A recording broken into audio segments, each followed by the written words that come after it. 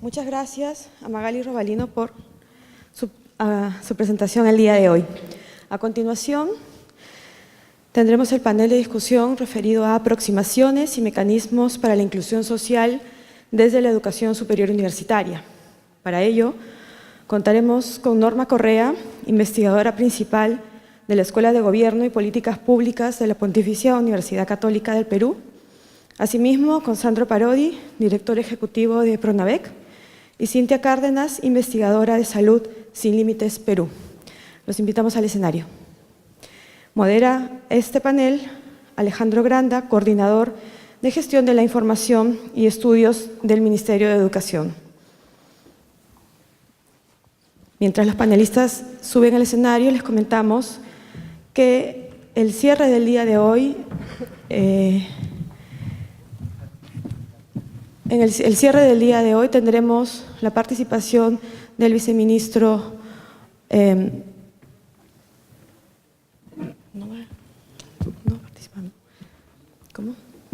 viceministro de Desarrollo e Inclusión Social, quien nos estará acompañando.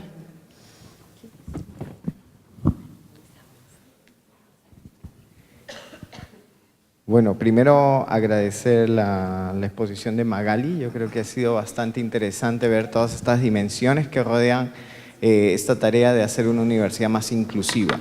Incluso ya nos dan seguramente algunas ideas de qué tipo de preguntas se podría plantear, ¿no? Igual les comento que están pasando los chicos seguramente a recoger las preguntas que quieran ustedes plantear. Ustedes tienen unas hojas de papel, escriben, levantan la mano con el papel y ahí están los chicos seguramente para recoger las preguntas. Bueno, tenemos ahora este panel bastante nutrido, pero además también es multidimensional, así como esta tarea de inclusión social es multidimensional. Así que nada, vamos a ir planteando un poquito cuáles son las reglas. En realidad vamos a tener dos rondas, una primera ronda de 7 minutos en donde intervienen cada uno de nuestros panelistas y luego vamos a tener una segunda ronda con las preguntas que nos plantee el auditorio. Bueno, perfecto. Comenzamos, si les parece, con Sandro. Un poquito en este contexto de Pronavec y esta tarea de inclusión. De hecho, una de las cosas más interesantes que se han generado a nivel de la universidad es este apoyo que se tiene a través de los fondos de becas, y no solamente los fondos de becas, sino todo el tema de inclusión que va ligado allí. Sí, muy buenas tardes, gracias por la invitación. Nosotros desde Pronavec obviamente trabajamos por el lado de la demanda, en el sentido de garantizar que las personas que tienen dificultades para el acceso efectivamente puedan tener una igualdad de condiciones para seguir sus estudios superiores. En ese sentido, mis comentarios van a estar bien alineados en esa línea. No voy a comentar mucho la parte de la oferta, cómo garantizar la interculturalidad, ¿no? Y la inclusión. Y lo que hace Pronavec es, en su origen, este programa nace precisamente en su componente más grande, que es conocido como Beca 18, asegura que las personas pobres del Perú, que tienen un alto rendimiento durante la secundaria, se les reconozca ese mérito y puedan acceder a cualquier institución educativa superior para continuar sus estudios, sea instituto o sea universidad.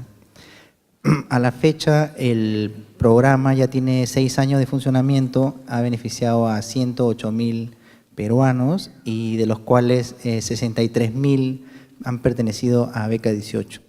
Es un programa joven, lo que hemos encontrado es evaluaciones de impacto muy rigurosas, externas. Ha mostrado que el programa efectivamente ha tenido un impacto de 20 puntos porcentuales en garantizar el acceso a la educación superior, que es un impacto bastante alto y sobre todo para los cohortes más temprano, y ahí tenemos evaluaciones preliminares que los impactos son más significativos cuando se evalúan los años más recientes.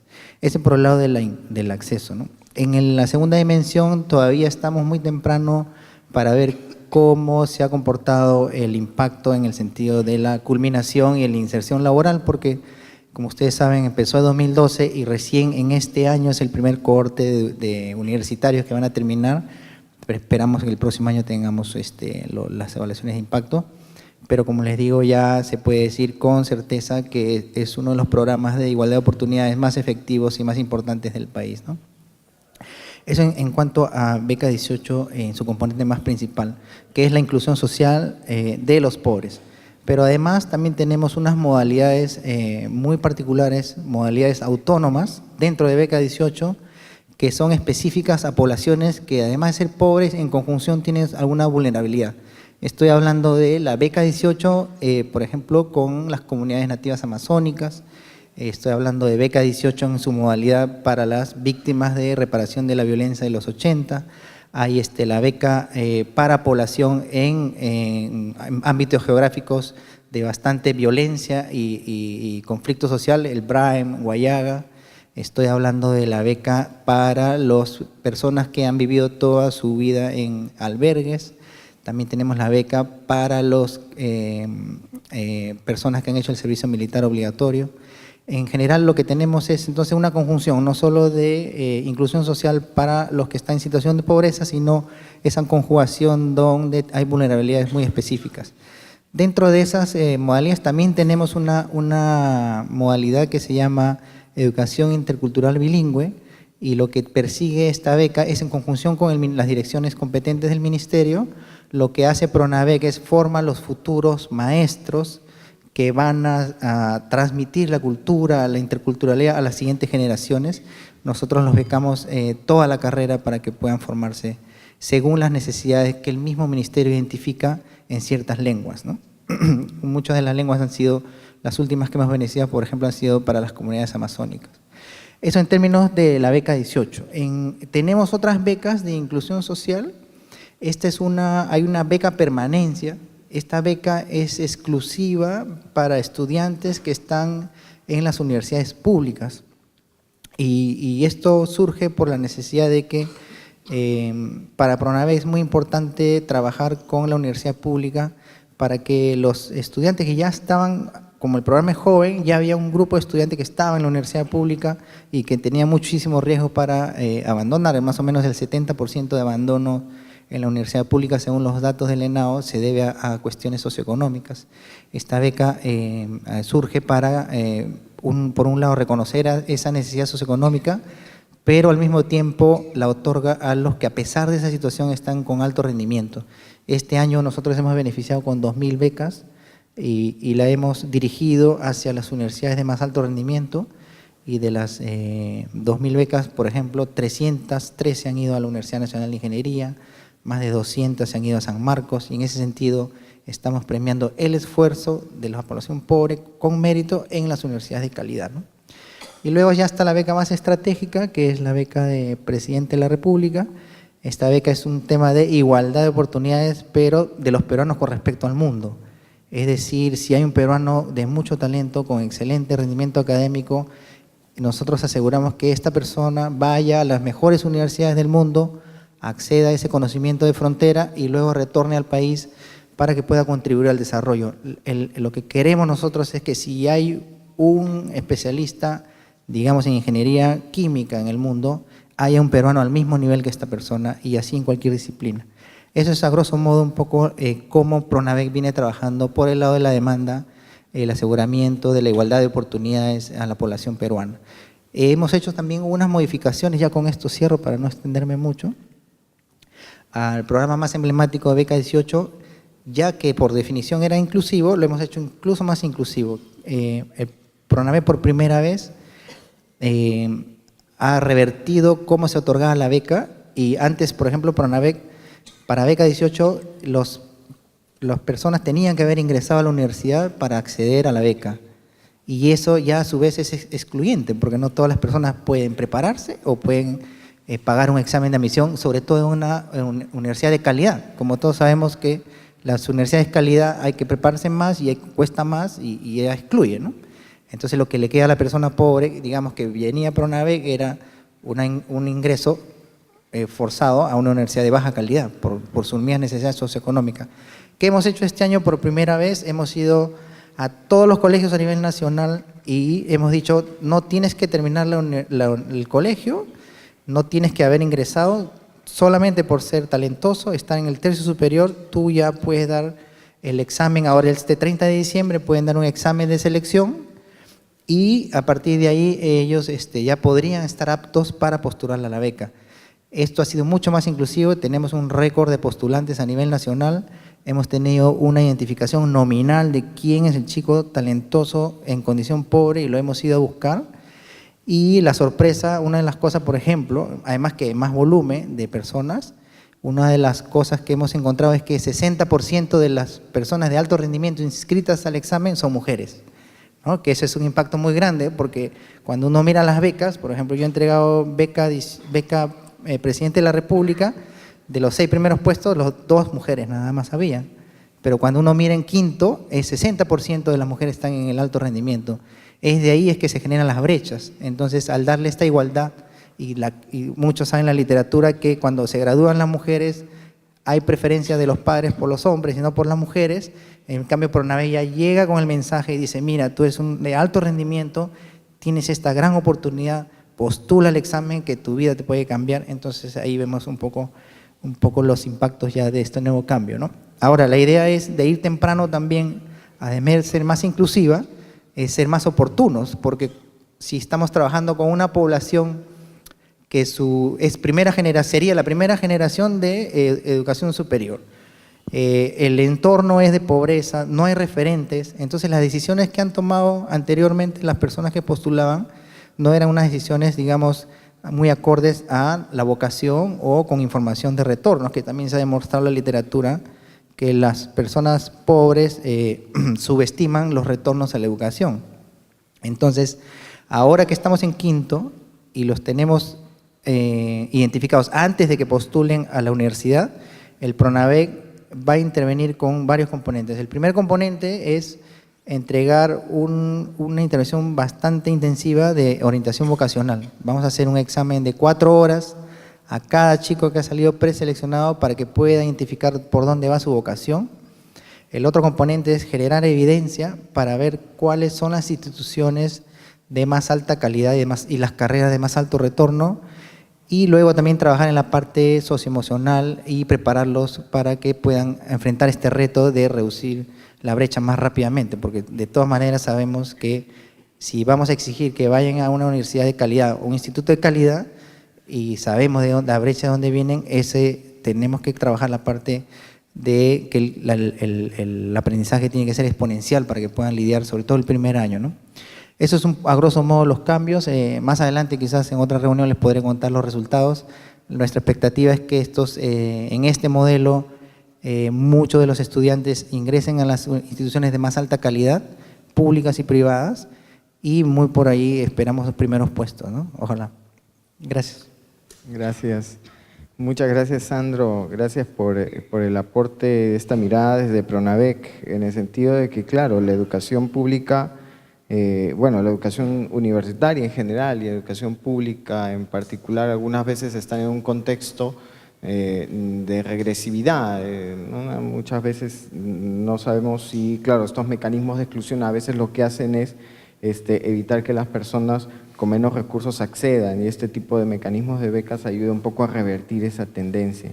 Bueno, y un poco también en ese contexto estamos enfrentando pues distintos niveles de exclusión. De alguna manera lo veíamos en la presentación cuando veía este fenómeno latinoamericano de aumento en la cobertura de educación superior, no ha ido muy de la mano con una participación equitativa de hombres y mujeres. Entonces esta pregunta queda latente sobre qué retos adicionales hay en términos de exclusión de resolver, en particular en términos de exclusión. A veces discutíamos, a veces conversábamos sobre este tema en relación a que seguramente tendrán todos también la misma opinión.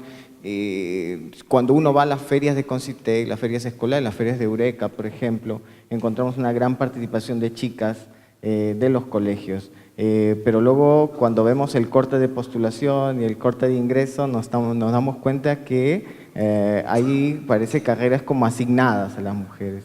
Y en ese contexto le paso un poco la pelota a Norma.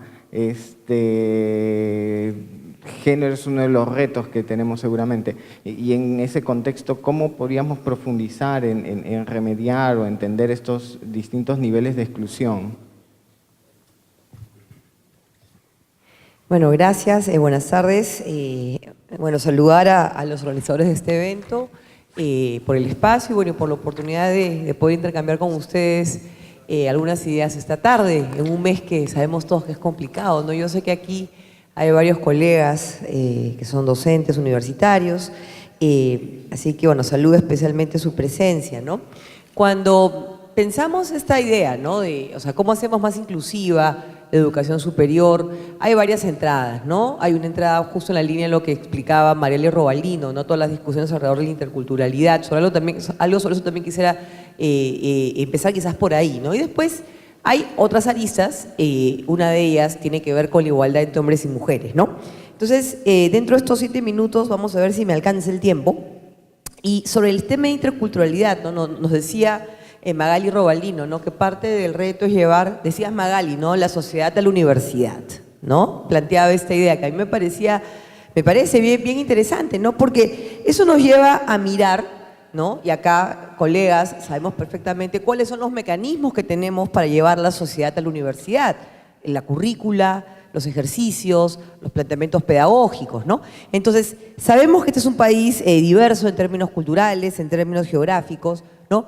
Y sabemos que toda esta preocupación por la interculturalidad ha avanzado mucho en el mundo educativo, ¿no? Quizás hay mucha más trayectoria en el mundo de la educación básica que la superior, pero han habido, digamos, avances significativos. Yo creo que el reto está ahorita en cómo avanzamos a un esquema de interculturalidad para todos. Sabemos que existen universidades interculturales, tienen sus procesos, sus dinámicas y su balance, ¿no? Sus fortalezas y debilidades.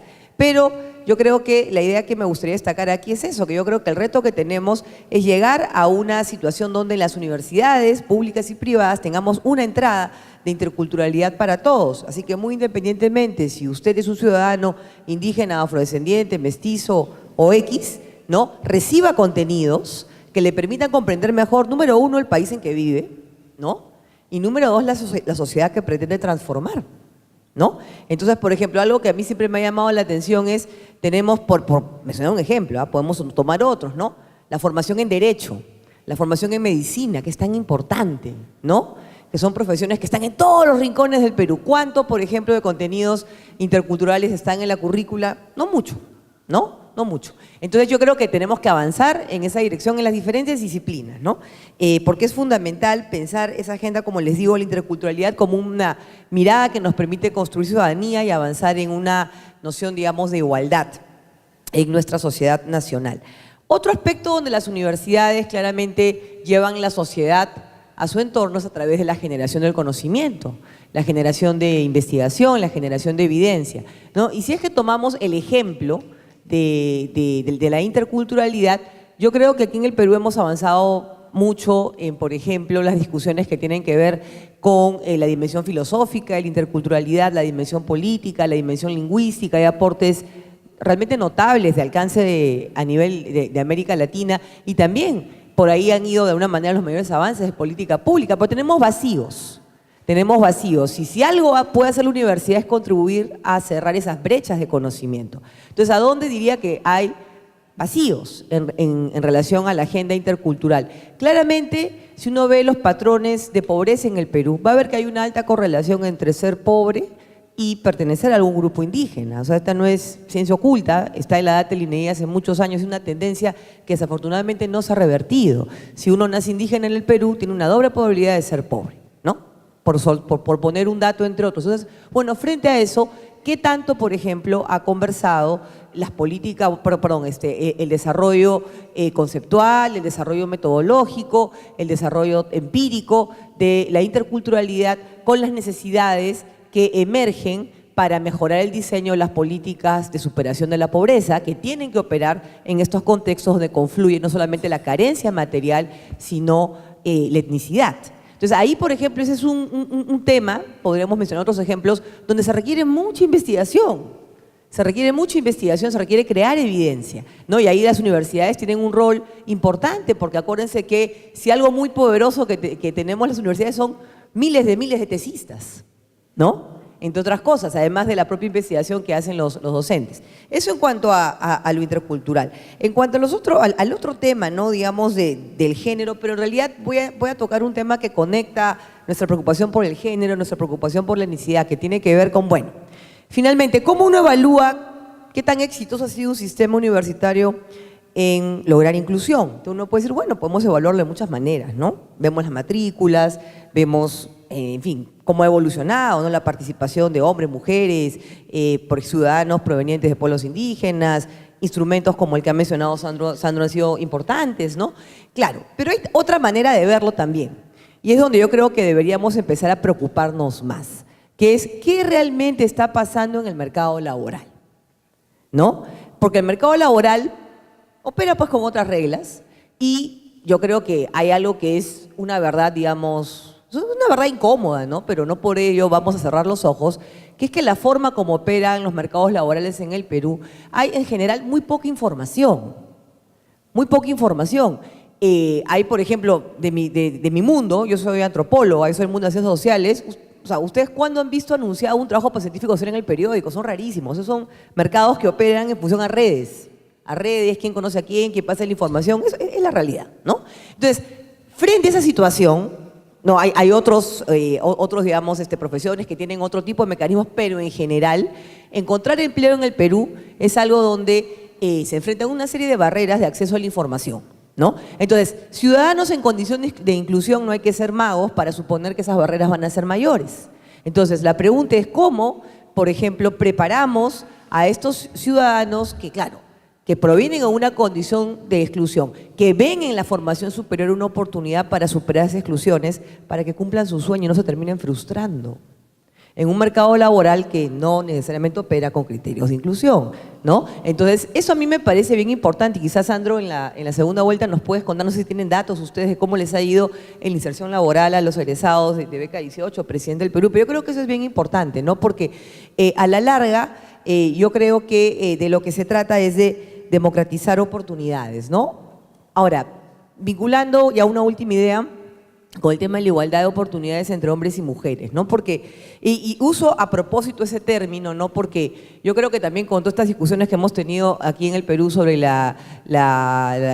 género, la agenda de género, han habido muchas confusiones, ¿no? Entonces, a veces se ha generado una polarización y nos hemos olvidado en lo que estamos de acuerdo, ¿no? Yo creo que todos los peruanos estamos de acuerdo en que hombres y mujeres deben tener igual de oportunidades de estudio y desarrollo profesional, ¿no? Entonces, si me permiten, digamos, ese consenso, entonces la pregunta es, ¿cómo logramos que hombres y mujeres no solamente tengan mayores oportunidades de formación, sino mayores oportunidades de desarrollo profesional y de ejercicio de su profesión, ¿no? Entonces, si vamos, por ejemplo, a datos del censo universitario del 2010, que efectivamente, digamos, no es la foto más actualizada, pero ¿qué nos dice ese universitario? Que aproximadamente 1/3 de los docentes del Perú son mujeres. 1/3, ¿no? ¿Podríamos mejorar estas cifras? Claro que sí, deberíamos, ¿no? Sobre todo si uno ve qué ha pasado con las tasas de matrícula. Y, por ejemplo, yo creo que de las ciencias sociales pueden salir de alguna manera aprendizajes relevantes para otros ámbitos del conocimiento. Miren, las ciencias sociales hace ya buen tiempo alcanzó paridad en las matrículas, en las carreras, ¿no? Pero cuando uno analiza qué pasa después en el mercado laboral, qué pasa, por ejemplo, entre aquellos que quieren dedicarse a la academia y cómo logran de alguna manera escalar en las diferentes posiciones del mundo universitario, por ejemplo, uno va a ver que conforme uno va avanzando más arriba, las mujeres son menos, ¿no? Eso tiene un nombre, es el fenómeno de la tubería de goteras, ha sido ampliamente estudiado aquí en el Perú desde el Grupo Sofía, del cual soy miembro fundador. Estamos trabajando hace ya algunos años en generar evidencia sobre esa problemática, pero de lo que se trata justamente es llamar la atención de esa problemática para justamente encontrar una solución colectiva, ¿no? Porque, ojo, no se trata pues de generar, digamos, en una situación de que las mujeres, porque son mujeres, tienen que tener pues, caminos cortos, ¿no? No, por ahí no va la cosa. Va por el lado de cómo optimizamos el talento, ¿no? Y si tenemos una situación donde cada vez más mujeres acceden, justamente también en la línea de las reflexiones que hacía Alejandro Granda, a la educación superior, es talento para el desarrollo del país, como también lo es el talento masculino. Entonces, ¿cómo generamos reglas de juego? ¿Cómo generamos oportunidades para que ese talento realmente brille y pueda dar lo mejor de sí, ¿no?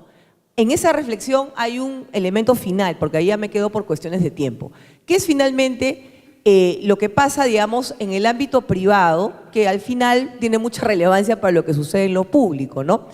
Pensemos, por ejemplo, en la forma como opera en el Perú la economía del cuidado, ¿no? La economía del cuidado básicamente es la asignación de responsabilidades sobre quién cuida a quién, a los hijos, a los abuelos, a los parientes, lo que fuese, ¿no? Entonces, si uno va a las encuestas de uso del tiempo del INEGI, es muy claro, ¿no? Hay una, digamos, sobrecarga en las mujeres. Ahora, alguien podría decir, pues, ¿eso qué tiene de malo? No vamos a entrar a esa discusión, ¿no? Hay preferencias y está muy bien. Lo que simplemente quiero llamar la atención al levantar ese punto es que lo que viene sucediendo también en el Perú es que tenemos, claro, y para centrarme específicamente, ¿no?, en el caso de las mujeres que pueden haber pasado por la universidad, pueden haber logrado esa formación, pero que después tienen muchas dificultades en conciliar la vida profesional con la vida familiar, ¿no? Y ese dilema de la conciliación es latente en el Perú, es quizás el asunto público más sentido por todos, pero del cual menos se habla, ¿no?, porque supuestamente es privado, ¿no? Pero bueno, yo creo que es momento que hablemos más de eso, justamente en la perspectiva de encontrar soluciones, ¿no? Por ejemplo, entonces, si nos comparamos con otros países de América Latina, este es un país que es bien curioso, acá hay muy poco servicio institucionalizado de cuidado, ¿no? Me refiero, por ejemplo, piensen ustedes en cunas, en guarderías, ¿no? Claro, está el programa Cuna Más, que es para, digamos, una población en situación de pobreza, hay, digamos, una guardería privada, pero no es algo que esté, pues, especialmente a mayor escala en nuestra sociedad. ¿Por qué? Porque no sé, en el Perú hemos resuelto eso siempre de manera, digamos, en la esfera privada, a través de redes de soporte o a través de la contratación de trabajo doméstico. Bueno, la pregunta es, ¿se podrá seguir resolviendo de esa manera? ¿No? Estas jóvenes que están en las universidades ahora estudiando, cómo perciben y cómo evalúan sus sueños de desarrollo profesional y cómo los van a conciliar con el interés de tener también una vida familiar, ¿no? Entonces, eso nos lleva, digamos, a una última dimensión, y con eso termino, de que finalmente, dentro de estos temas de inclusión, ¿no?, claro, hay un ámbito fundamental que se pelea a nivel de las políticas públicas, leyes, reglamentos y cuestiones que claramente no solamente podrían diseñarse mejor, sino cumplirse mejor. Pero hay otra batalla, estimados colegas, que es la batalla de lo que finalmente cada uno de nosotros hacemos todos los días, en nuestras pequeñas microdecisiones que a veces pueden generar situaciones más inclusivas o menos inclusivas. Gracias. Bueno, un poco en esa línea también y repensando esas tareas que tiene pendiente la universidad, conversamos un poco ahora sobre lo que queda en términos de retos que tiene la universidad en esta tarea de ofrecer servicios con pertinencia intercultural. Así que le paso la pauta a Cintia Cárdenas. Gracias, buenas tardes con todos y con todas, ¿no? Justamente pensando un poco en este tema de la pertinencia intercultural, yo acabo de realizar una investigación con una colega, María Amalia Pesante, sobre mujeres indígenas en 2 universidades convencionales, y es por ahí por donde me gustaría comenzar, porque una de las reflexiones a la que nosotras llegábamos es si está preparada las universidades convencionales para atender la diversidad cultural, porque no estamos hablando de universidades interculturales, sino de universidades que atienden todavía bajo un modelo hegemónico, ¿no? Y en consecuencia asumir el enfoque intercultural en sus modelos educativos para poder beneficiar a toda la población. Eso es por un lado, ¿no? Pero también por otro lado hay un aspecto bien resaltante que lo tocó también Magali. La exclusión tiene un rostro y ese rostro todavía sigue siendo indígena. Si bien se han avanzado con un montón de mecanismos de acción afirmativa, como son el programa de Beca 18, y algunas universidades tienen modalidades de ingreso especial para población indígena, todavía la permanencia de esta población no está garantizada. Es como si las universidades le dicen, puedes ingresar, pero una vez que llegan a ellas, los atienden como cualquier otro estudiante más. Entonces hay este argumento de no quiero discriminar, pero los invisibilizas. ¿Y dónde se ve esa invisibilidad? Que no existe estadística diferenciada. Cuando tú vas a las universidades y preguntas ¿cuántos estudiantes indígenas hay? No hay estadística, más allá de la del ingreso, ¿no? Por ejemplo, en la UNAP te decían del 2% de estudiantes que ingresa por año son indígenas, pero no se sabe qué ha pasado con ellos, si realmente continúan estudiando o si han conseguido egresar. y en ese sentido las mujeres todavía la tienen un poco más difícil. Por ejemplo, nosotros logramos conseguir una data en una universidad que habían 120 estudiantes indígenas, de los cuales solo 10 eran mujeres. O sea, y esto es para el 2018. Solo 10 mujeres indígenas que habían accedido a la universidad. Entonces, en ese sentido, lo que se necesita es que las universidades empiecen a adecuar su modelo educativo y la forma en cómo atienden. Y un ejemplo de eso es la beca 18. Hace un momento Sandro mencionó que había una beca 18 CNA, pero justamente esa beca surge porque se dieron cuenta que inclusive poniendo los requisitos que tenían, los indígenas no podían acceder. ¿Por qué? Porque el nivel educativo, la oferta educativa que todavía ellos reciben es baja. Entonces, inclusive ponerle una nota 14, que era el mínimo, para ellos era muy alto para acceder. Entonces necesitó hacerse una adecuación inclusive dentro de la propia beca 18 para que los indígenas puedan acceder a este tipo de beneficios, ¿no? Entonces los retos son esos, empezar a pensar qué tipo de profesionales se necesita para un contexto de diversidad cultural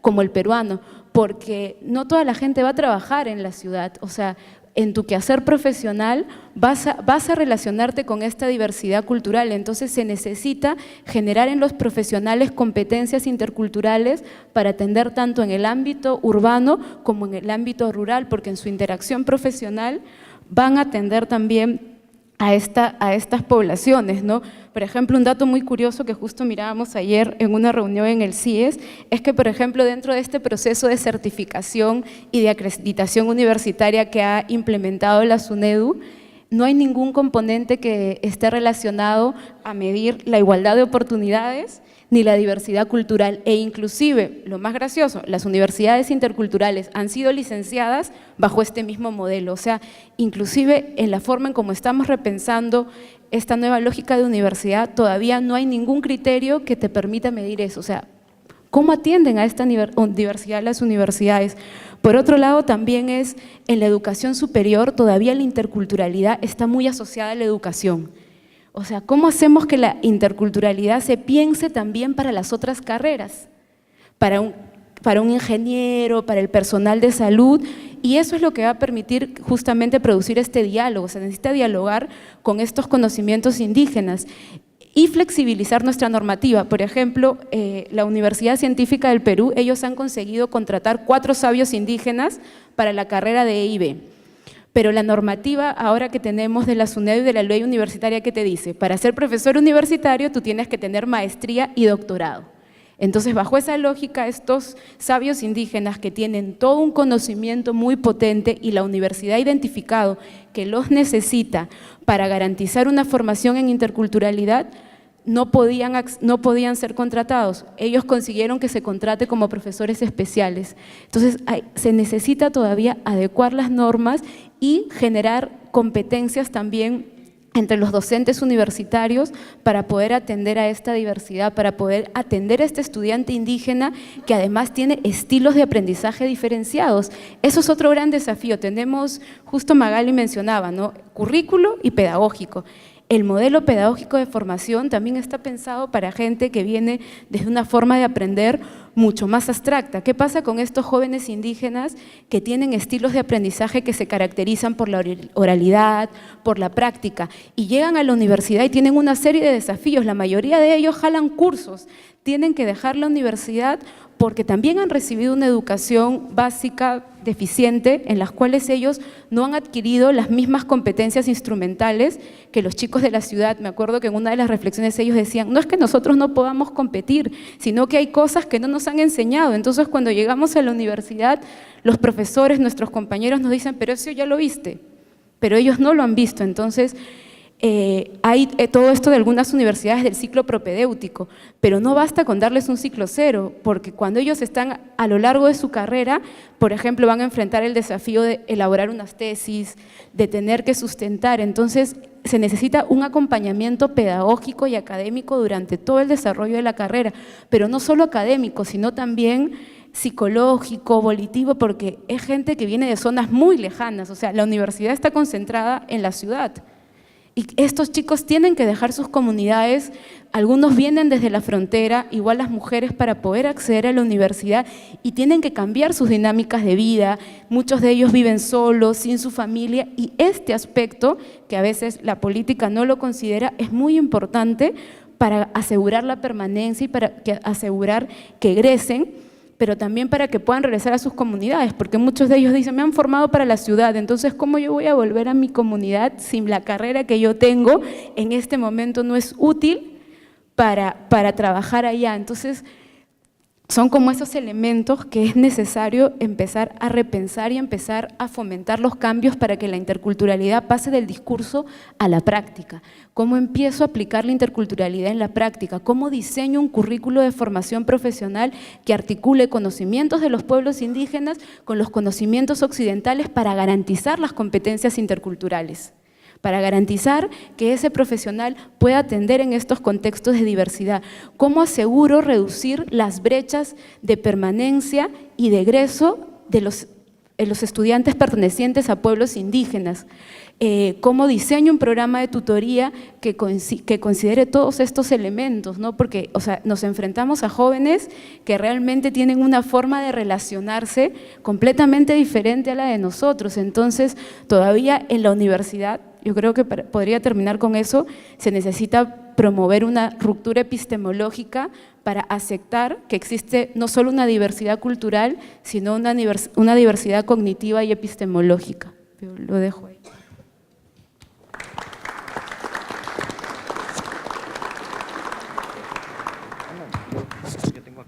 Tengo acá. Sí. Bueno, gracias Cintia, gracias por el aporte. Sí, efectivamente, todo el universo intercultural dentro de las universidades está invisibilizado, no solamente en el caso de universidades, sino en general en todas las fuentes de información cuantitativa. O sea, son muy recientes los sobremuestreos, vamos a decirlo así, en las bases de información, incluso en el caso de programas sociales, y ahí ha sido muy útil el aporte de estudios cualitativos, ¿no? Para entender este fenómeno con mayor profundidad. Volcando un poquito algunas preguntas a partir de lo que ya hemos estado conversando, igual están pasando a recoger las preguntas de ustedes, así que los que tengan papelitos ahí con preguntas, los levantan y ahí los chicos se van a acercar para recoger sus preguntas. Retomo un poco lo comentado por Sandro en esta experiencia reciente que es fundamental de tratar el problema del acceso a la universidad desde una etapa previa a la postulación, ¿no? Efectivamente hay un proceso que puede ser relativamente costoso para el estudiante y que ha hecho o que puede hacer de la universidad incluso pública una universidad un tanto elitista, en el sentido de que a veces en el ejercicio de tener a los mejores estudiantes, pues los exámenes de admisión pueden ser más rígidos y ahí puede incrementarse en cierta manera los costos de transacción para acceder a la universidad, ¿no?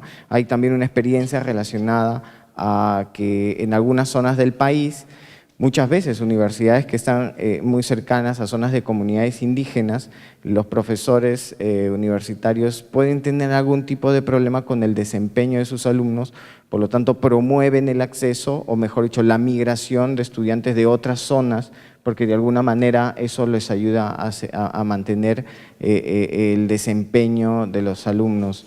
En esta experiencia reciente, en esta experiencia de PRONAVEC, de atender esta población antes de acceder, ¿qué retos de repente se está proponiendo o se podría proponer desde PRONAVEC en este proceso de nivelación, ¿no? Porque claro, PRONAVEC apuesta ahora a este periodo previo, pero también ha asumido cierto costo, ¿no?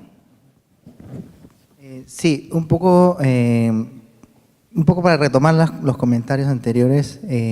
Es cierto que dentro del grupo de beneficiarios PRONAVEC hay todas estas brechas de los amazónicos, hay personas que tienen problemas para insertarse, pero por cada caso que vemos de estos, hay casos que son increíbles, ¿no? Por ejemplo, yo les cuento el caso de Reiber López, es un chiquito de Huancavelica, de un distrito de Palca. ahí en Huancavelica. Él ocupó el primer puesto en el ingreso a la Católica, es tercio superior de la Universidad Católica en la Facultad de Ingeniería, y ese viene con todas las brechas del sistema.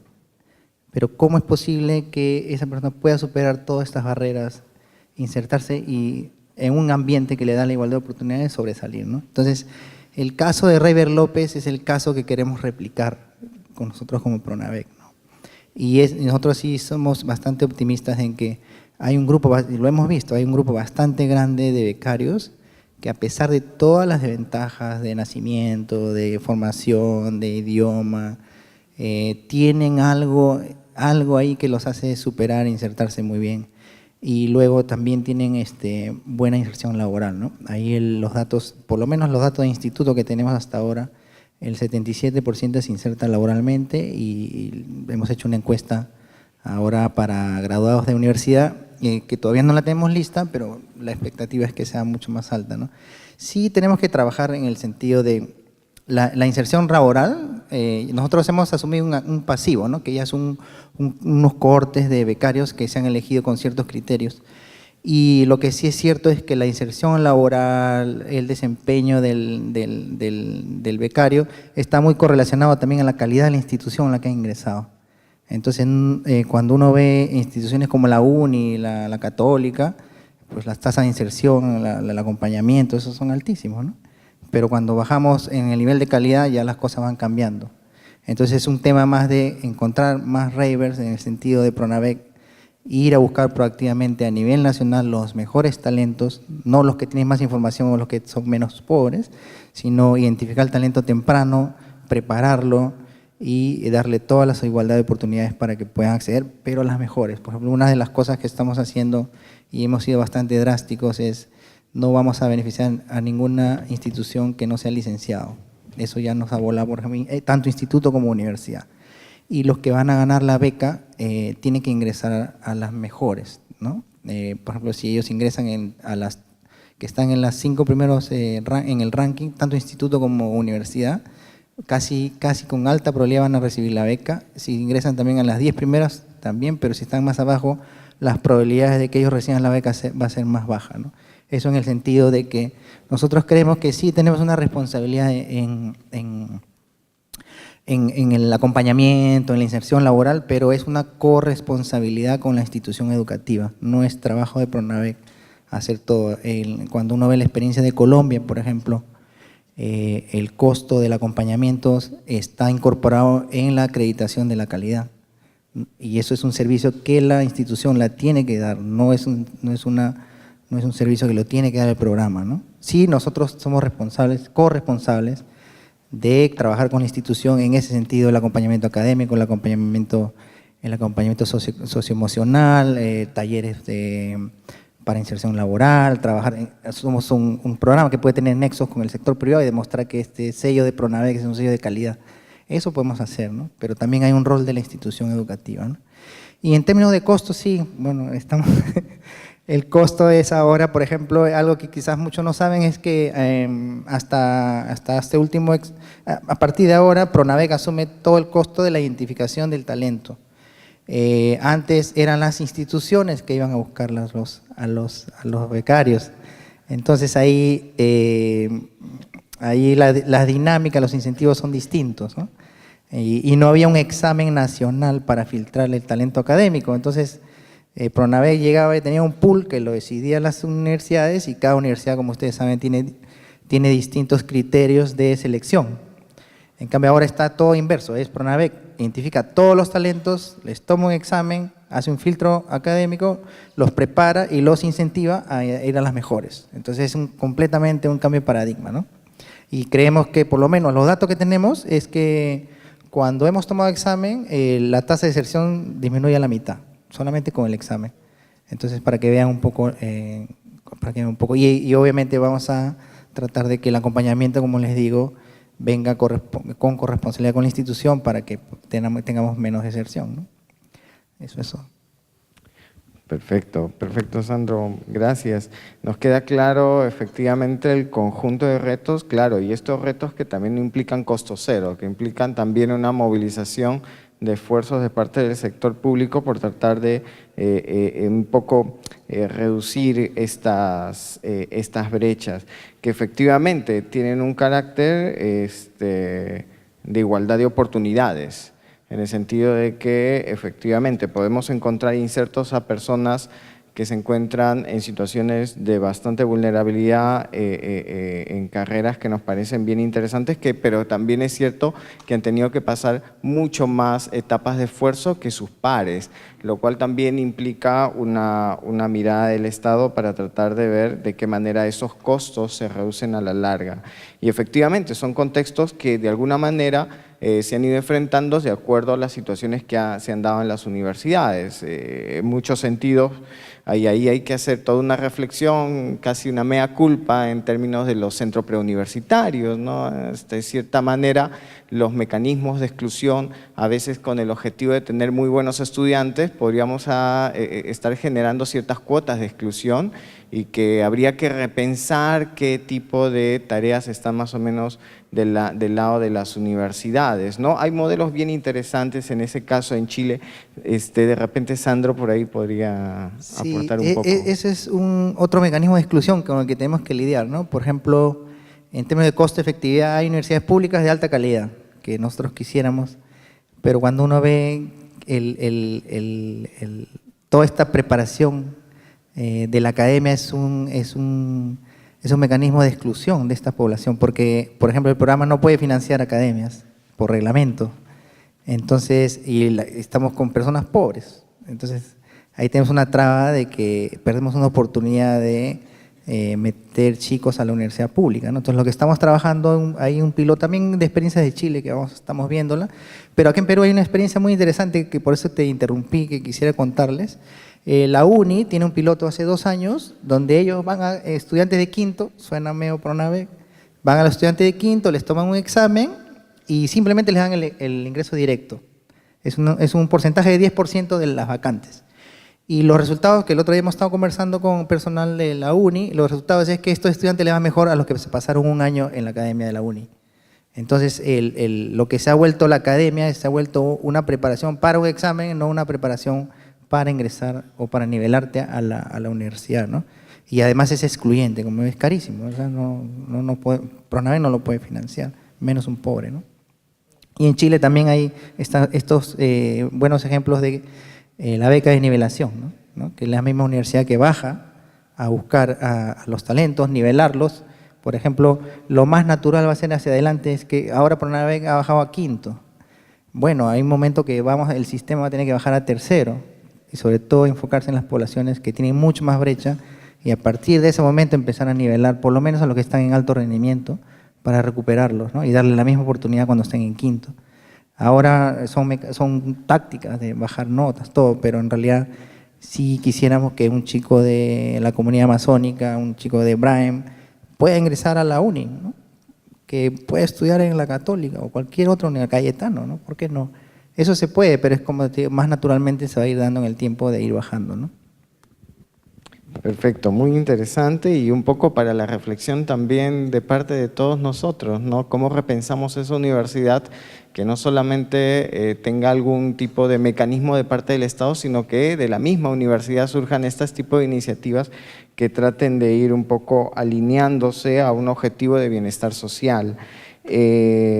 Bueno, Norma, un poco en ese contexto de que de alguna manera este diálogo del problema de la productividad en el país nos ha llevado a repensar cómo generamos shocks de productividad, nos ha llevado a poner ahí la mirada en las carreras de ciencia, ingeniería y tecnología, y ahí nos hemos topado también con otro tipo de retos que tienen que ver con la participación baja de las mujeres, que no tiene que ver, y ahí hay un tema clave, ¿no? Porque uno todavía, y es cierto, en algunos espacios de la universidad peruana todavía pueden mantenerse ciertos mitos urbanos, vamos a decirlos así, que las mujeres no son aptas para las matemáticas o no son aptas para las carreras de ingeniería, y sabemos que eso no es tan cierto, ¿cierto?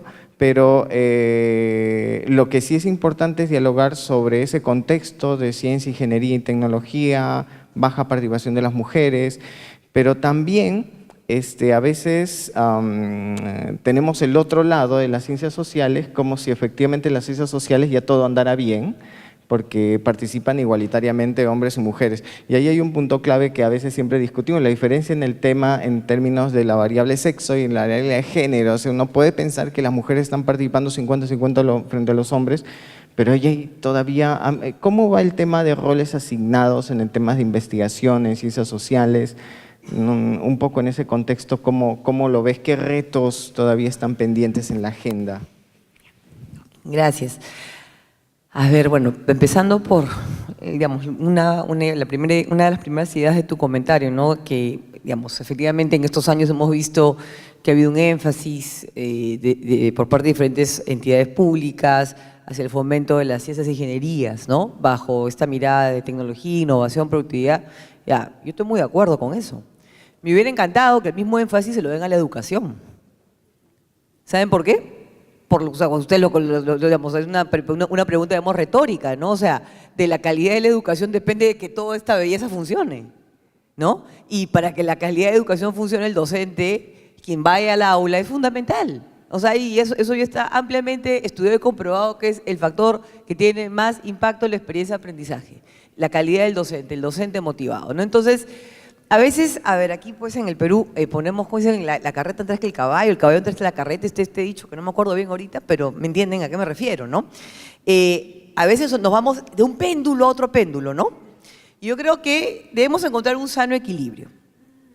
Está muy bien que haya un soporte y un incentivo a la carrera de ciencia y tecnología, que se mejoren y se fortalezcan y se motiven, que las mujeres opten por las matemáticas y todo lo demás. Yo estoy muy de acuerdo con esa agenda.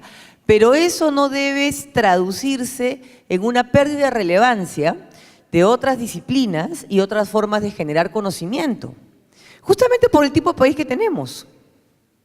Este es un país donde por sus características, ¿no? Tenemos no solamente diversidad geográfica, tenemos diversidad cultural, tenemos diversidad étnica, tenemos una serie de procesos del Perú que todavía no hemos terminado de entender bien. Es un país que se ha transformado muchísimo en los últimos 30 años, se ha urbanizado rápido. Entonces, ¿a dónde voy? Existe o hay un lugar para las otras carreras que ayudan a entender el contexto y lo que está pasando en el contexto del país, que, ojo, no solamente son las ciencias sociales, son también las humanidades, por supuesto que sí. Entonces, de lo que se trata es más bien promover una agenda de mejor calidad de ciencia, ¿no? Antes de esta estrategia de elegir a ganadores sobre la base de supuestos teóricos porque en Estados Unidos o sea, está muy bien, o sea, yo estoy muy de acuerdo con que se miren experiencias internacionales, pero a mí me encantaría que así como se ve experiencias internacionales, también se mire y se entienda mejor qué es lo que pasa en este contexto, ¿no? Entonces, por ejemplo, ¿no? Algo que, en fin, hace poco tuve oportunidad de leer las prioridades de Concitec y claro, se hace mucho énfasis en que todas estas inversiones en ciencia y tecnología contribuyen a incrementar la productividad, ¿no? Yo estoy muy de acuerdo con eso, ¿no?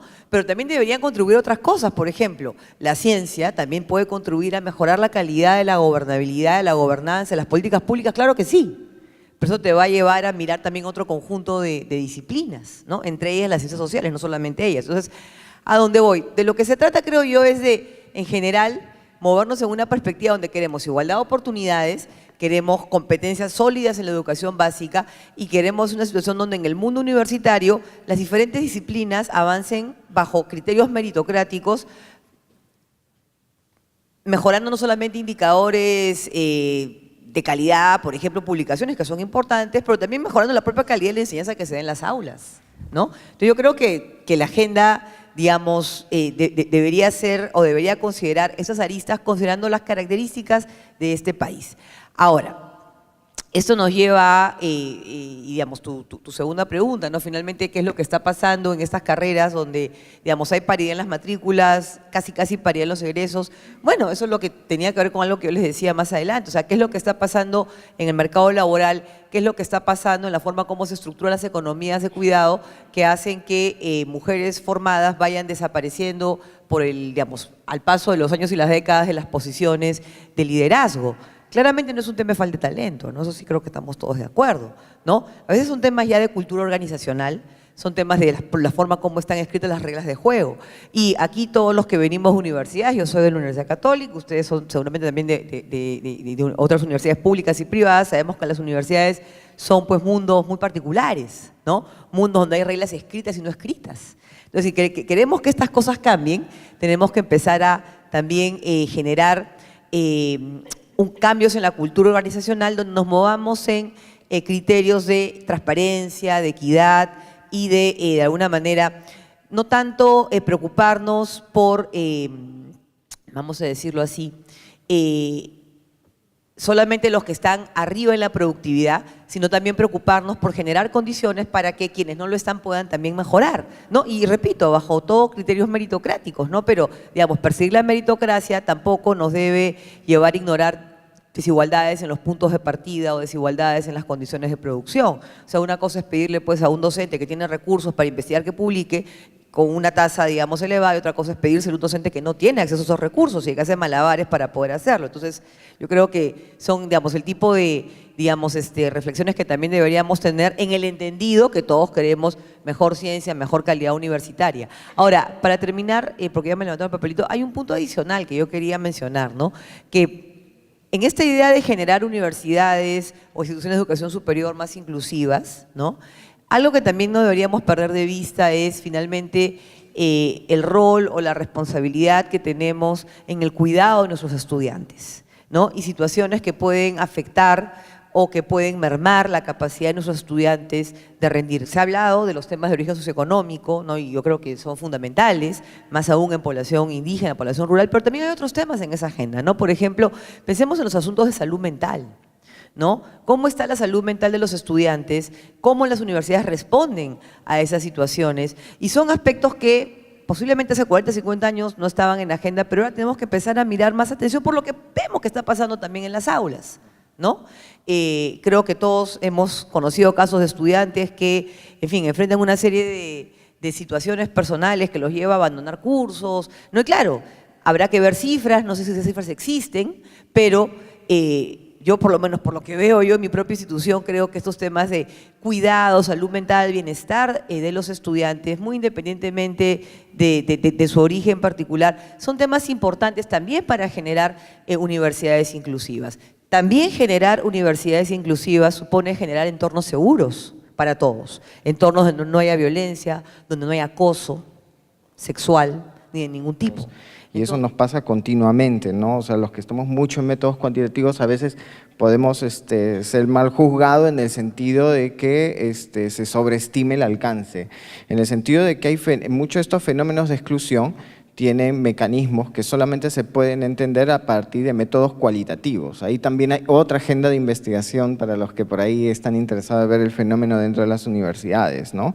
Porque efectivamente uno se topa con estos contextos que son relativamente complejos y que efectivamente cuando uno ve cotas de participación igualitaria uno tiende a visibilizar otros problemas que todavía se mantienen, ¿no? dentro de las universidades o dentro de estas carreras, ¿no? En la educación pasa continuamente. Yo antes de estudiar economía estudié pedagogía y lo que pasaba es que efectivamente cuando uno veía a los chicos de inicial, los hombres se sentían muy mal de llevar la carrera o la especialidad inicial porque obviamente era una minoría y no había mecanismos para entender por qué efectivamente ellos podían seguir con un proyecto de vida. Y retomando un poquito lo que comentaba al inicio Magali, esto tiene que ver un poco con el proyecto de vida también, ¿no? Y en ese punto le pasaba un poco la pregunta a Cintia, en todo este contexto de buscar incluir esta agenda y estos avances que percibes, ¿qué experiencia de repente más nutrida podrías de repente compartirnos desde esta etapa de, claro, desde el movimiento social, identificar y encontrar que a veces las universidades o en general el Estado puede tener a veces o tenía, digamos de alguna manera, alguna resistencia? ¿Qué experiencia nutrida de repente tendrías en ese contexto?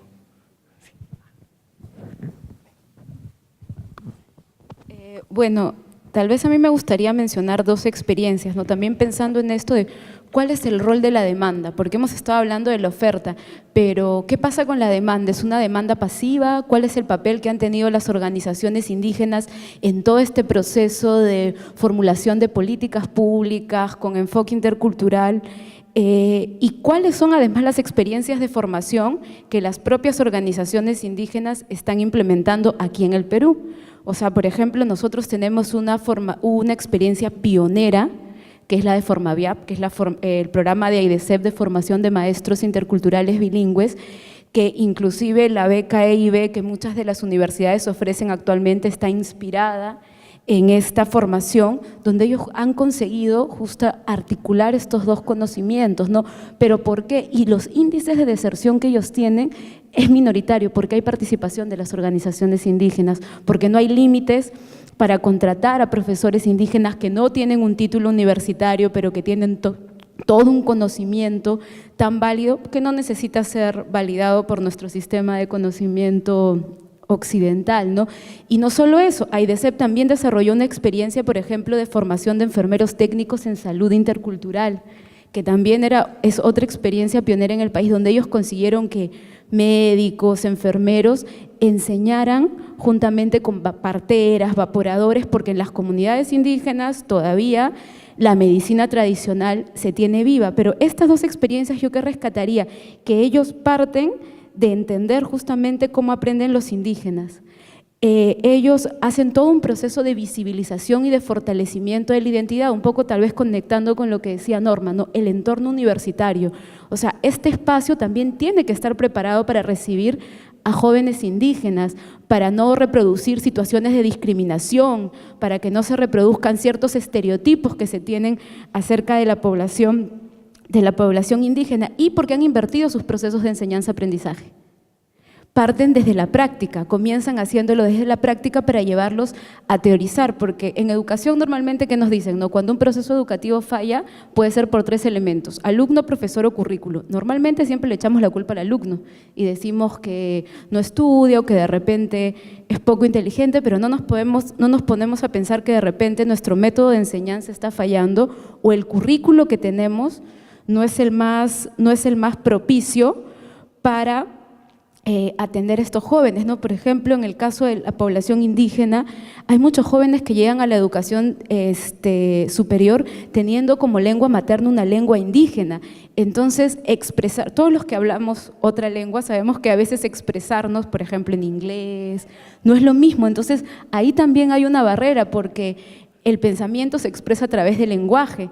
Entonces, si no hay toda esta sensibilidad para entender que no es porque no sean poco inteligentes o porque no tengan las capacidades, sino tal vez porque las condiciones en las cuales los estamos evaluando y los estamos formando no son las más pertinentes, vamos a crear barreras. Yo he tenido la oportunidad de ser profesora de jóvenes indígenas, y en verdad cuando tú inviertes ese proceso, cuando tú tienes un currículo intercultural, cuando tú le permites inclusive, así que tú no hables la lengua, que ellos se expresen en su lengua indígena, el nivel que estos jóvenes pueden alcanzar de desarrollo es sorprendente. O sea, realmente es sorprendente. Entonces, eso se va contra el mito de, porque se escucha mucho, es que los indígenas no son lo suficientemente inteligentes. O sea, yo vengo de un campo de ahorita y esa es una frase que se ha repetido: no les permitimos el acceso a todas las carreras porque ellos no tienen la capacidad para para estudiar carreras difíciles como medicina, como ciencias de la salud, o estas carreras no les van a servir en su comunidad. Entonces, ahí también va, ¿no? Cuando es una discusión que teníamos y que coincido ahí con lo de Norma, este interés nacional que hay por promover las carreras de ciencia y tecnología también está llevando, y eso influye mucho en la deserción, que hay jóvenes talentosos que están estudiando carreras que no les gusta, porque es a la única posibilidad que han podido acceder. Entonces llegan al 3er, 4.º año y se encuentran con una carrera que no les gusta, y por más que tienen apoyo económico, tutoría y todo lo demás, terminan desertando. Entonces, ahí, por ejemplo, es donde también hay una agenda de investigación muy interesante. O sea, ¿cuáles son esas brechas, cuáles son esas barreras que ya en la formación empiezan a impedir que estos jóvenes egresen? ¿Qué pasa si yo ya le pongo un entorno favorable, condiciones favorables? ¿Por qué no terminan? esa es data que todavía nadie ha explorado, y ahí sí necesitas bastante investigación cualitativa para poder entender todos estos entornos de educabilidad que influyen en el proceso de formación. Y lo que yo sí creo por mi experiencia es que en verdad se necesita también dialogar con la demanda, se necesita dialogar con los movimientos sociales, con los pueblos indígenas, para escuchar cuál es el tipo de formación que ellos quieren, porque voy a volver al ejemplo, la beca 18 CNA surge de una invitación que AIDESEP le realizó a los miembros de PRONAVEC en ese entonces para hacerles llegar su demanda sobre educación superior. Se firma un convenio con el Ministerio de Educación y se ofrece esa beca. Entonces se necesita, ¿qué es lo que quieren los pueblos indígenas? Eso tampoco está. ¿Qué tipo de formación profesional ellos necesitan? Ya se les ha escuchado en el acceso, pero ¿qué nos pueden plantear? ¿Y qué de las experiencias que ellos ya han desarrollado son valiosas? Porque si uno hace también una revisión súper rápida de todas las experiencias sobre educación superior, en el Perú al menos van a ver que en el contexto amazónico la mayoría ha partido de iniciativas o de demandas de las organizaciones indígenas. Eso es como un dato súper conocido. Entonces, ¿qué necesitan ellos? Ahí también viene la interculturalidad, cómo yo me siento con las organizaciones indígenas, a escucharlos y a partir de ahí a pensar en una propuesta educativa, en una propuesta de formación que responda a sus intereses. No sé, me parece que por ahí también falta bastante, ¿no? Construir esos puentes de diálogo con el otro para poder construir realmente mecanismos de inclusión. O sea, porque si no, ¿de qué interculturalidad estamos hablando? O sea, ¿de qué interculturalidad hablamos si solamente los expertos o las personas que investigamos nos sentamos a pensar sobre estas experiencias? O sea, para realmente empezar a pensar en propuestas interculturales se necesita entablar el diálogo con el otro. Yo creo que eso es un paso importante y que muy pocas veces todavía se discute. ¿Cómo consigo tener puentes para escuchar a ese otro que de repente me va a hablar en un lenguaje que yo no estoy acostumbrado a recibir, pero que es necesario para atenderlos, ¿no? Yo creo que ahí terminaría. Gracias, Cintia. Bueno, vamos a, ya como el tiempo está un poco ajustado, vamos a tener 3 preguntas. Voy a plantearles una pregunta a cada uno de los panelistas. Y bueno, comenzamos con Sandro. Hay una pregunta en relación a la experiencia, no solamente, bueno, se puede plantear el tema de cuántos jóvenes han sido atendidos en parte en esta beca CNA, pero también de repente preguntarte cuál ha sido esta experiencia, o sea, cuán diferente ha sido la experiencia en este caso en relación a otros. Un poco Cintia nos da algunas ideas, ¿no? Este matiz diferente, porque claro, desde un mundo urbano a veces nos conflictúa el mundo rural, y dentro del mundo rural las comunidades amazónicas ya es todo un reto, ¿no? Por la diversidad. Esto ya implica otro nivel de análisis, ¿no? Sí, creo que es de las experiencias más gratificantes, ¿no? Porque cuando tú ves a estas personas que han ganado la beca de esa modalidad, el impacto potencial pues es enorme, ¿no? Tenemos incluso graduados de becario por una vez de CNA trabajando con nosotros y profesionales, ¿no? Y es una cosa como que han salido, que han tenido que aprender el español para poder insertarse. Entonces uno ve que el impacto potencial es enorme, pero a la vez también el desafío es gigante, porque partes de las brechas, parte de las distintas expectativas que tiene la población, parte también del aislamiento con el que se encuentran, parte también de que el sistema educativo está realmente el de los más rezagados. Por ejemplo, solo les digo una anécdota: nosotros hacemos 7 sedes cuando hacemos el concurso allá, por el aislamiento en que se encuentra esta población, y ahí la sede más lejos toma 4 días en bote para que nosotros lleguemos a tomar el examen, pero a la población con la que trabajamos muy conjuntamente le toma otros 4 días para agrupar a todas las aldeas, y esos niños se acercan a este centro para tomar el examen. El reto que significa eso, ya se imaginan las condiciones en las que están ese sistema educativo, las condiciones de salud, las brechas son enormes, ¿no? pero el futuro está en, tomo la palabra y es algo que sí ya estamos haciendo, el futuro está en trabajar conjuntamente, no solo con los mismos interesados, hay un rol también de los gobiernos locales, ¿no? Y es algo que el programa este próximo año tiene muy claro de que tiene que empezar a trabajar y salir adelante y buscar aliados. Los gobiernos regionales por ley pueden aportar 10% de su presupuesto a las becas. Eso no se ha aprovechado, por ejemplo. Ahí tenemos un potencial para escalar y beneficiar a cada vez más personas. Los gobiernos locales, por ejemplo, ellos tienen un rol en hacer que las demandas del sistema mejore, pero también un tema que, como conocen la realidad, están más cerca, pueden ir preparando a los chicos más temprano, para que cuando llegue Pronave ya los tengan a un mejor nivel, ¿no? Entonces, como te digo, en resumen, es para mí de las becas más bonitas que tenemos en el sentido del impacto potencial, pero a la vez es la más desafiante, ¿no? Gracias, Sandro. Pasamos a una pregunta para Norma. En relación a la paridad en esta discusión de las cuotas, nos preguntan, ¿cuándo estas cuotas de paridad o a partir de qué momento de repente estas cuotas de paridad en ciencias sociales son observables, en el sentido de cuando las ciencias sociales dejaron de ser tan dispares, pero también de repente añadir a esa pregunta, dentro de lo que tú has estudiado en relación a estas disparidades en ciencias sociales, ya no tanto numérico, ¿no?, sino en términos de dimensiones, ¿qué dimensiones aún piensas que efectivamente hay todavía disparidades, tanto en ciencias sociales como en otras carreras de ingeniería, ¿no? Gracias por la pregunta.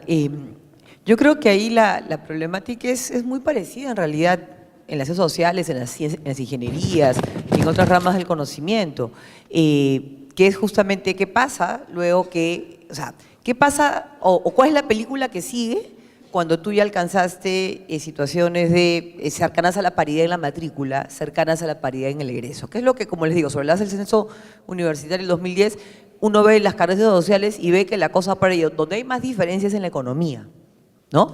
Pero, digamos, las brechas son menores a lo que ves en las ciencias y la ingeniería. Pero claro, ¿qué pasa después? ¿Qué pasa después del día que me dieron mi título, que es la señorita bachiller o licenciado o lo que fuese, ¿no? Y es justamente parte de trabajo de investigación que hemos hecho en el Grupo Sofía. Hace algunos meses publicamos un libro que se llama Desigualdades en las ciencias sociales, un conjunto de estudios, ¿no?, cuantitativos, cualitativos, poco que abordaban esto, ¿no? ¿Qué pasa en el ámbito profesional? ¿No? Yendo justamente a estas dimensiones, ¿no?, que tú comentabas, y acá basándome en resultados de un capítulo de ese libro que escribí en coautoría con Patricia Ames. Nosotros en ese capítulo nos dedicamos a analizar trayectorias. Tomamos una muestra de destacadas científicas sociales y destacadas entendidas por su productividad, por su prestigio, por el tipo de posición a la cual habían llegado en la jerarquía académica, y hicimos 3 cortes generacionales, ¿no? Aquellas que estaban entre los 30 y 40, las que estaban entre 40 y 50, las que estaban en 50 y 60, ¿no? En adelante, para un poco ver qué cambios, qué continuidades, ¿no? Entonces, por ejemplo, era interesante ver cómo en los resultados, ¿no?, claramente, número uno, se llamaba mucho la atención sobre la importancia que tenía contar con información transparente, oportuna, sobre oportunidades de formación, de estudio, de trabajo, pero también información oportuna sobre, de alguna manera, cómo ir dirigiendo tu carrera, ¿no? Y de ahí, de alguna manera, eso levantaba la importancia que pueden tener procesos de mentoría, ¿no?, para jóvenes profesionales, para un poco orientarlos mejor en sus decisiones, en el curso profesional, sobre todo aquellos, acuérdense, ese estudio sobre mujeres que se dedican a la academia, ¿no?, mujeres que están en este mundo académico.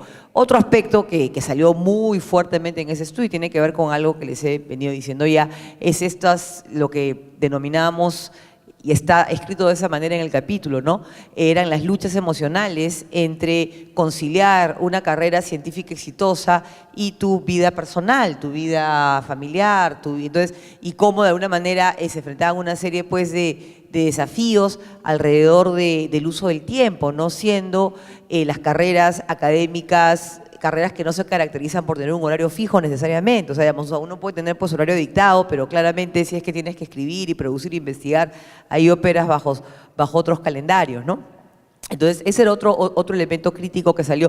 Otro elemento crítico que salió era finalmente cómo la producción, la opinión de las mujeres terminaba siendo poco representada, tanto en los debates públicos, llámese paneles académicos o paneles, digamos, en otro tipo de evento, pero también en la propia formación de los estudiantes, ¿no? Y, por ejemplo, algo que era muy notorio era la ausencia o poca participación de mujeres en los sílabos de los cursos, a pesar que esa producción existe, esos libros existen, esos artículos están allí, ¿no? Entonces, eso, digamos, concatenado a estos asuntos que les mencionaba hace un rato, de la importancia de los cambios en la cultura organizacional para generar entornos de equidad, entornos donde haya, digamos, una igualdad de oportunidades. Repito, no caminos cortos, sino igualdad de oportunidades, ¿no?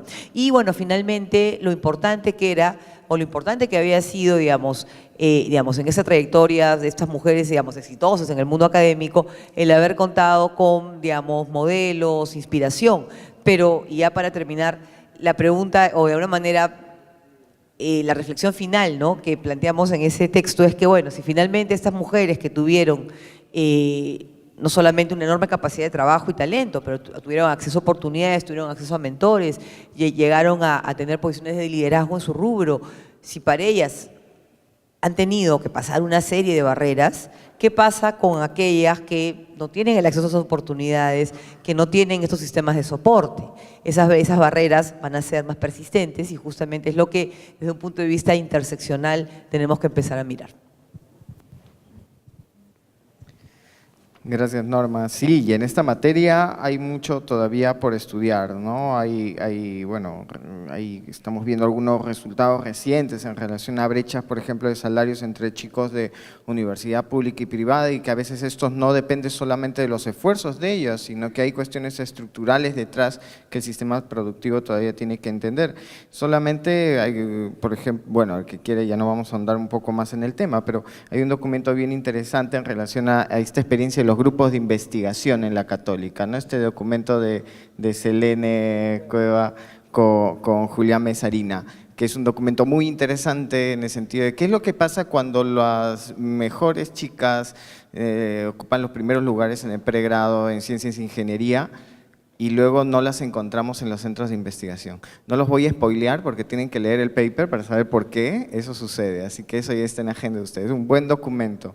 Bueno, cerrando ya el panel, Cintia, preguntarte un poco qué mecanismos podríamos pensar para asegurar la permanencia de estudiantes de comunidades originarias en las universidades, qué mecanismo, un poquito deslizadas por ahí, alguna sugerencia, pero de repente ahora podemos compartir.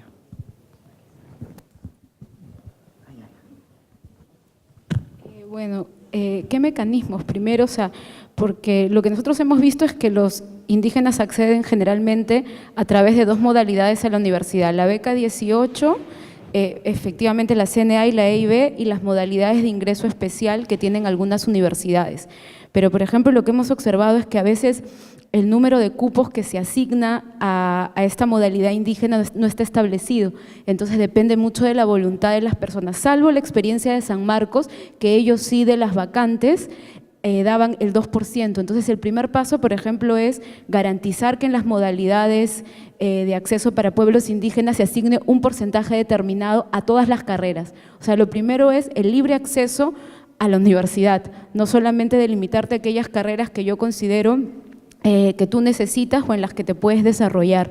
Luego, una vez que ellos ingresan a la universidad, necesitan todo un programa de acompañamiento, porque hay una etapa de acostumbramiento que en verdad es la que limita mucho de que ellos decidan quedarse o irse de la universidad. E inclusive los chicos decían, es como 6 meses, 1 año. Eso es lo que nos demora acostumbrarnos a la ciudad, a dejar de extrañar a nuestra familia, dejar de extrañar a nuestras casas, acostumbrarnos a la experiencia sensorial del ruido, o sea, el ruido, la calle, el semáforo, todas esas cosas, como lo decía Sandro. O sea, hay chicos, yo entrevisté a una chica que vendría de la última comunidad del río Tigre. cerquita a la frontera con el Ecuador. Se demoraba como una semana, tal vez más, en llegar desde su comunidad hasta Iquitos. Entonces, ese cambio necesita ser acompañado, necesita que alguien que les acompañe. Otra cosa que también hemos encontrado es que ellos están acostumbrados a vivir en colectivo. Entonces, inclusive los propios becarios, al menos en la zona amazónica, alquilan cuartos juntos, para estar juntos. Y Formaviap, que también es un becario de la beca EIB, ellos lo que han hecho es, los jóvenes les pagan a ellos, pero viven en sus malocas para estar todos juntos y también les cocinan a todos ellos porque la alimentación es un problema bastante fuerte. Entonces necesitas tener este programa de acompañamiento. Yo sí creo que el propedéutico no debe ser pensado solo como un ciclo cero. El propedéutico o el programa de tutorías debe estar a lo largo de toda la carrera, porque conforme van avanzando en su formación profesional, ellos van enfrentando nuevos desafíos. Entonces, porque no solamente son las deficiencias que traen de la escuela, sino hay otras cosas que propias de sus carreras necesitan de una mentoría, tal vez de tutorías entre los propios compañeros de años mayores que pueden apoyar a sus compañeros de años menores a sortear todo esto que implica la vida académica. Luego hay que visibilizar a los alumnos indígenas no solo en la estadística, sino también en que están dentro de la universidad, que existen, o sea, cuáles son las características que ellos tienen y qué pueden aportar a la universidad. O sea, qué de novedoso te trae tener a un chico guajún, tener a una chica chipiva o a alguien que viene del estrecho. O sea, cómo aporta justamente a visibilizar esa diversidad cultural para que ellos también sientan que están en un entorno favorable, que están en un entorno que los acepta, que los acoge, que se sientan que son parte de la universidad. Después, yo sí creo que se necesita hacer bastante investigación todavía sobre los conocimientos indígenas, sobre cómo los conocimientos indígenas pueden aportar a las diferentes carreras. Yo tengo un ejemplo de una chica que está estudiando, ella es quichua y está estudiando ingeniería de sistemas. Y por ejemplo, ella decía, bueno, yo estaba pensando hacer mi tesis de desarrollar algún dispositivo para empezar a medir el nivel de contaminación del agua, porque ella viene de una comunidad petrolera.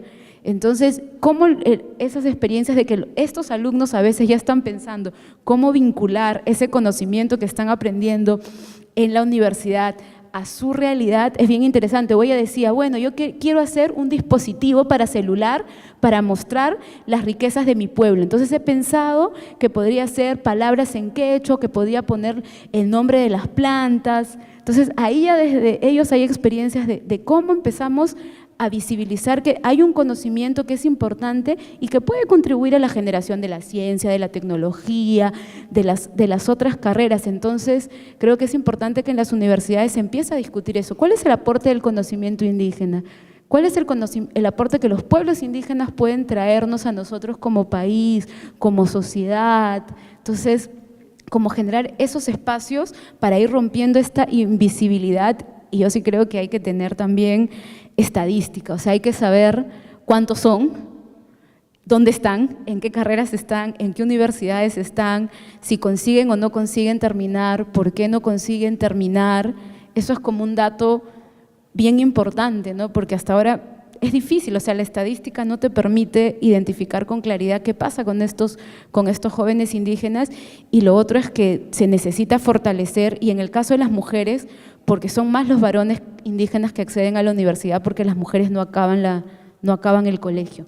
Y no acaban el colegio porque todavía la oferta secundaria está alejada de muchas comunidades y hay un temor de las familias, y ahí se necesita, por ejemplo, trabajar con las familias que siguen priorizando la formación de hombres, y hay todo este temor de que la mujer se embarace, de que trunque sus estudios, porque una cosa que nosotros hemos encontrado que para las mujeres indígenas, o sea, embarazarse es normal, entonces voy a la universidad y me embarazo, pero la universidad inclusive no plantea o no te da mecanismos, ya cómo yo hago con esta alumna que se embarazó y que tiene hijos y que va a dejar de estudiar, no porque no pueda, sino porque tiene una responsabilidad que cumplir. Y ahí la UCP, que es la universidad donde nosotros hemos hecho esta investigación, por ejemplo, ellos permiten entrar a las alumnas que son indígenas con sus hijos y han hecho una guardería para que tengan dónde dejar a sus bebés y no trunquen esta posibilidad de convertirse en profesionales. Entonces, hay que ir viendo también yo creo que hay experiencias bien bonitas en las propias universidades que han empezado a atender a estos jóvenes.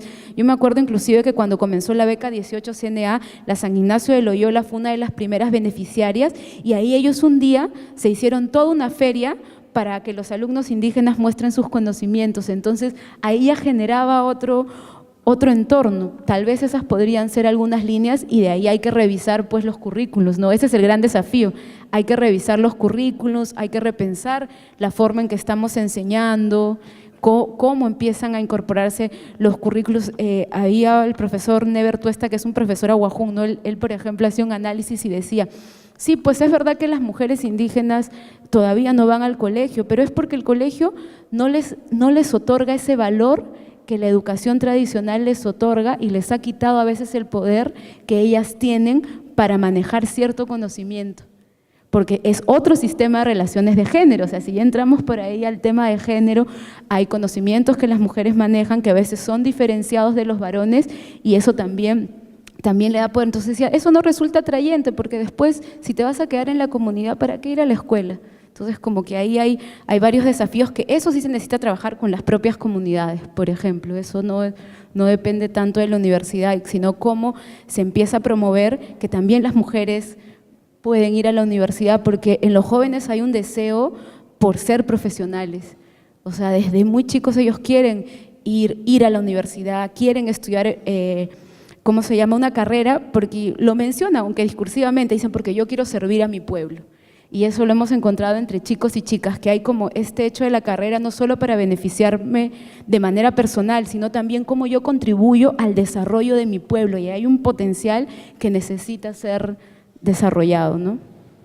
No, simplemente una cosa que me olvidé decir ante la pregunta sobre, digamos, dónde se ven las desigualdades en estas, digamos, carreras donde tienen casi paridad de matrícula, ¿no?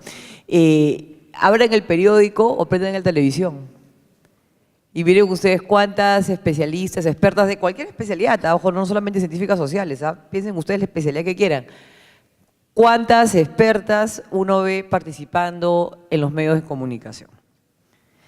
Y van a ver que no tantas como deberían, ¿no? Entonces yo creo que pues ese es digamos, algo muy palpable, donde claramente ahí pues hay que trabajar en alianza con los amigos periodistas y los medios de comunicación para que haya una, digamos, representación, digamos, más paritaria de los especialistas debatiendo temas de actualidad y de opinión pública, ¿no? Porque, repito, de lo que se trata es de optimizar el talento nacional disponible. Eso es lo que quería decir. Perfecto. Bueno, de esta manera cerramos el panel. Gracias, Sandro. Gracias, Cintia. Gracias, Norma. Les brindamos un fuerte aplauso por todos los aportes que nos han hecho hoy día. Gracias.